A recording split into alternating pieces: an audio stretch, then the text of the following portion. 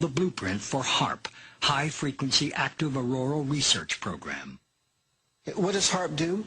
HAARP is a large antenna where we beam radio frequency energy up into the upper atmosphere, and we create on a small scale what the sun normally does. The assignment came that the Navy and the Air Force were to manage the program. Applications discussed in the patents included destroying missiles. Communications control and disruption were included. There were some other ideas both to possibly modify weather and finally to lift a portion of the upper atmosphere further out into space where hopefully it would be able to deflect missile trajectories. In 1983, I did radio tomography with 30 watts looking for oil in the ground. I found 26 oil wells over a 9-state area, and 100% of the time was accurate with just 30 watts of power beaming straight into solid rock. HAARP uses 1 billion watts beamed straight into the ionosphere for experiments. Picture these strings on the piano as layers of the earth. Each one has its own frequency. What we used to do is beam radio waves into the ground, and it would vibrate any strings that were present in the ground. We might get a sound back like, and we'd say, that's natural gas. We might get a sound back like, and we'd say that's crude oil. We were able to identify each frequency. We accomplished this with just 30 watts of radio power. If you do this with 2 billion watts, the vibrations are so violent that the entire piano would shake. In fact, the whole house would shake. In fact, the vibrations could be so severe underground that could even cause an earthquake. Earthquake, earthquake, earthquake,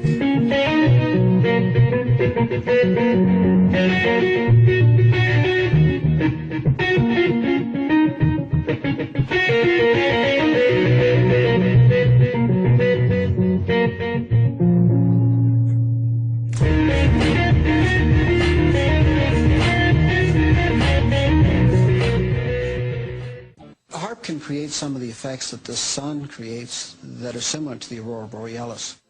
HAARP can paint designs in the sky, if you will. You know, it can take the beam and move it in any pattern that the scientist who's doing the experiment might want to do.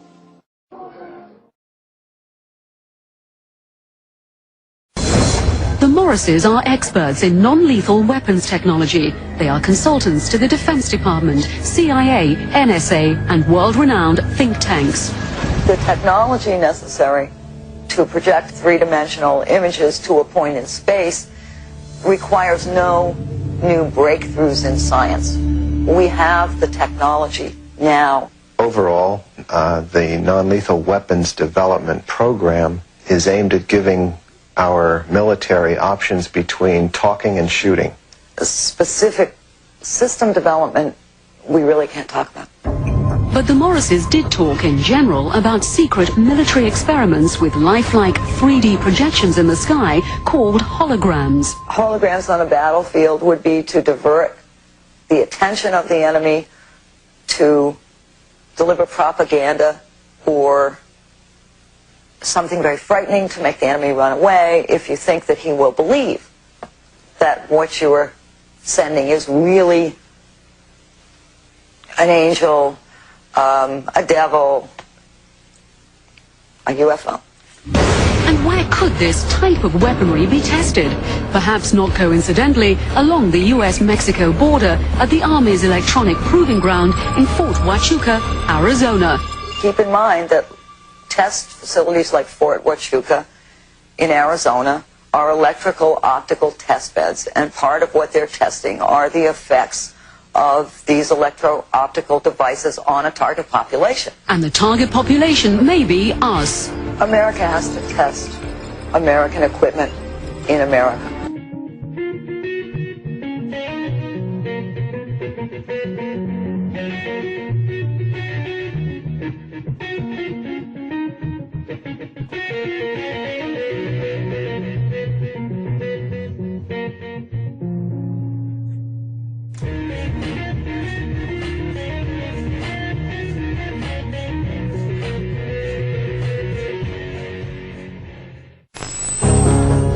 The ultimate weapon in the info war would be so secret, so invisible, so undetectable, you would never know your mind was under attack.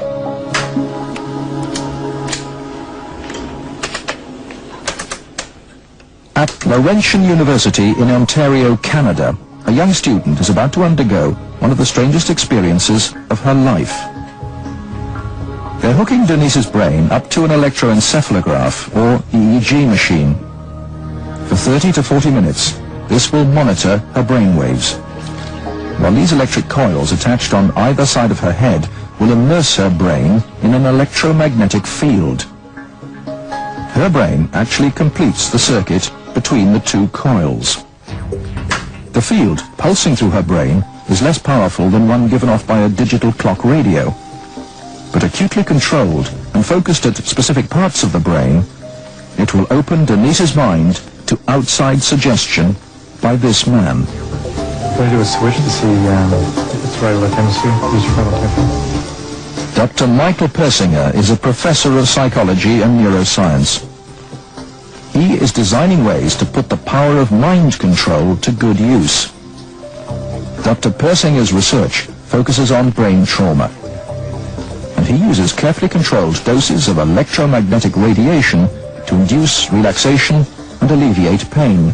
So what Sandra did was to initiate a opiate-releasing pattern. That's a burst-firing field that is stimulated once every 4 seconds. And that produces relaxation and a very pleasant sensation.